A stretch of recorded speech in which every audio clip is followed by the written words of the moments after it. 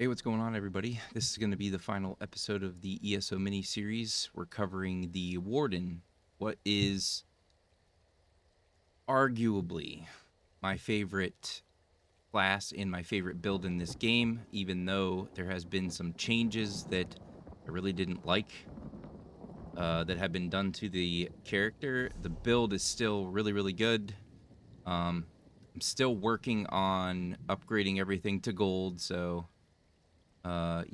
this character kind of took a back spot for a little while because they changed a skill that used to.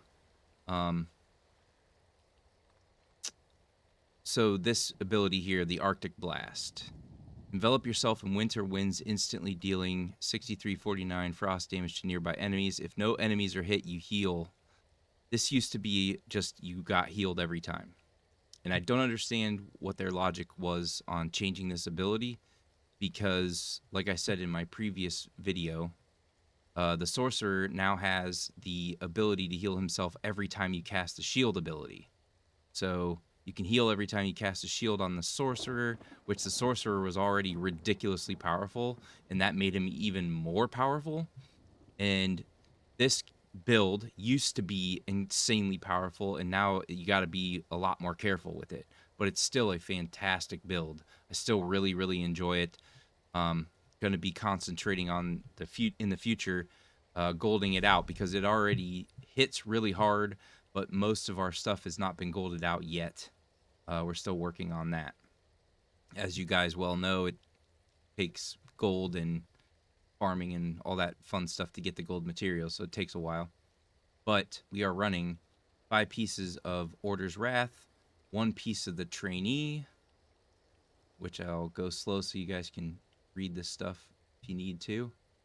Order's Wrath, and then 5 pieces of Frostbite, of course, because we're doing a Frost build. Frostbite legs, arms, and also all of these will eventually be multi-effect. So put multi-effect on every single one of these pieces. That's what they're eventually going to be.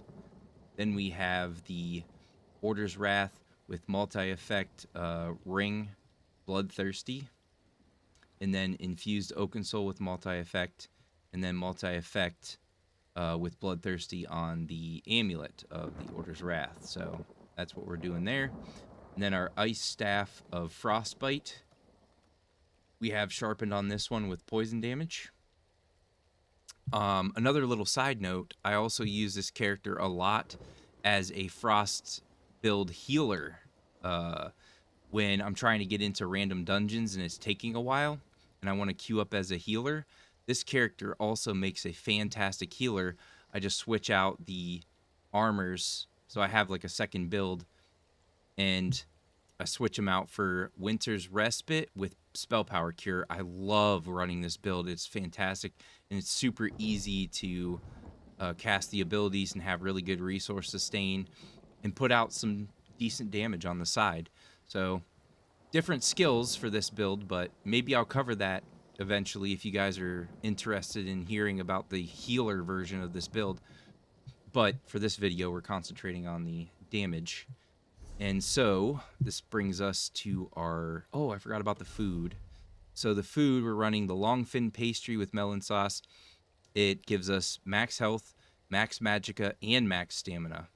But as long as you're running something with magicka, max magicka, or magicka regen, that'll work too. So that's what we're currently running right now on this character. Our skills, off of the Ice Staff, we are running Frost Reach, and then Unstable Wall of Frost, and then from the Warden skill line, Arctic Blast and Winter's Revenge, and then from the Assault, yes, the Assault skill line, we're running the Resolving Vigor, so that we're making up with this ability the loss that we had with losing the Arctic Blast's heal. Because almost 100% of the time, I'm hitting enemies with this Arctic Blast. I'm hardly ever going to get actually healed from this ability. So I went with the Resolving Vigor. as my way of compensating for the loss of the heal that we get from Arctic Blast, which really sucks. I don't know why they did that. I really, that's what made this build 100% on par with the Sorcerer, the Oakensork build. Having that heal that I could cast constantly to heal myself back up really quick. But it's fine. No big deal. We have the Resolving Vigor going now. And then our ultimate is the Northern Storm from the Warden skill line as well. Really, really super fantastic set. So what I do is I either throw Frost Reach in a heavy attack, or a heavy attack in Frost Reach, or a light attack in Frost Reach in PvP. And then we cast the Arctic Blast because that will freeze the enemies in place. Then we drop the Unstable Wall of Frost on them. Then we hit them with the Winter's Revenge. And then we keep doing that. When we drop somewhere around 70% health or a little bit less, which you shouldn't let your health drop below 70%. But when you see your health getting around 70% or lower, cast your Resolving Vigor. Cast it several times if you need to like every 5 seconds, I would say. Cast this if you're taking a lot of damage. And then you're going to throw out your ultimate. It doesn't really actually matter with this build when you throw the Northern Storm up. You get so much out of this, and you and nearby allies gain major protection, which is really cool because we get minor protection from Oakensoul. Now we're getting major from Northern Storm. Really, really nice. So wind up a heavy, throw this one, throw this out, drop this, throw another heavy, or you could throw a light, drop that, light, drop that, light, drop that in PvP. And then we're going to throw this on the enemies. It's going to hit them all.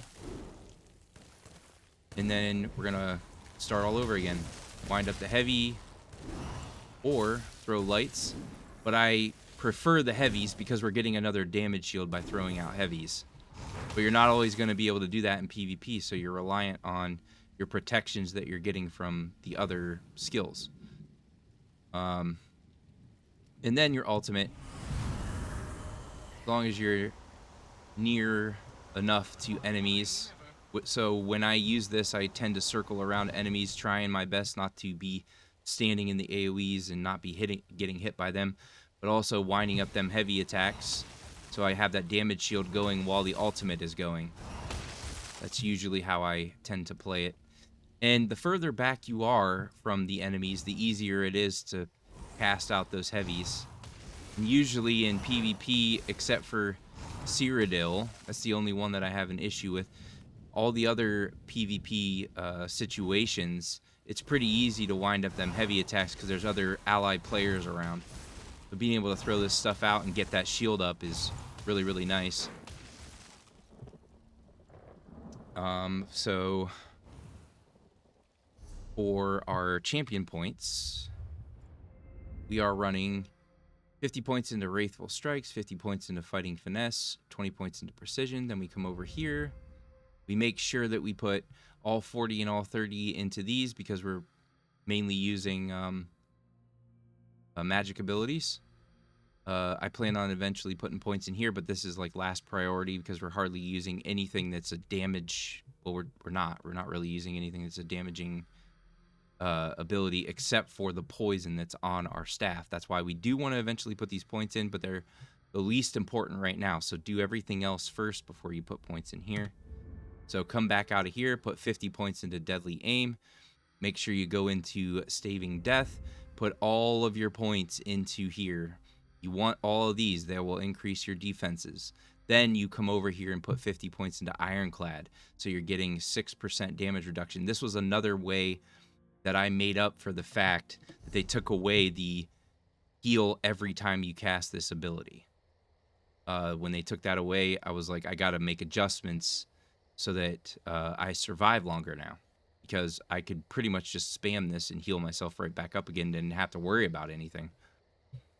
It was a fantastic build, and it's still really, really good. It's just, unfortunately, this was like almost like they took one of our arms and tied it behind our back when they took this ability to heal from this away. And like I said, you can heal from it, but are you going to be not hitting enemies with this, I mean, for me, almost 100% of the time, I'm hitting enemies with this. So the heal is rendered obsolete, which, like I said before, doesn't make any sense. They gave the sorcerer the ability to heal every time he uses his shield, but they took away the warden's ability to heal every time they used Arctic Blast. I don't understand it. But, you know, that's how we make up for that. The 50 points into Ironclad. And make sure, because you're healing, put your 20 points into Blessed. And then come over to Fitness. We're putting 50 points into Bastion because we're using the shield from the heavy attack. We're using shield from our Unstable Wall of Frost. And 16 points into Hasty. Like I've always said numerous times in all of my, well, most of my build videos at least, this is its own skill. Being able to make your character faster, being able to step out of AoEs faster, being able to run away faster in PvP, like all that. It's its own skill. Being able to get away from damage faster is extremely important. And then 50 points into Rejuvenation, Fortified, Boundless Vitality. And then number one important skill over here, Steed's Blessing. Like I said, increase your character's speed. We're going to get a 20% movement speed from 50 points into Steed's Blessing. I also highly recommend Rationer. Everything else you can do whatever you want. I did this because I wanted my mount to be faster, and then I want to get better stuff from treasure chests. But this stuff is purely optional. If you're doing like a thief build or a stealth build, you're going to want to look at this side a little bit more. But overall, even if I was doing a stealth build or a thief build or whatever, I would still be getting Rationer and Steed's Blessing. And that is the build.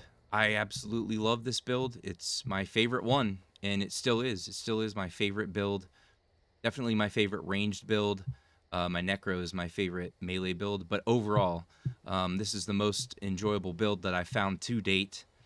I really, really like it, even though, like I said, they nerfed it significantly since I built it.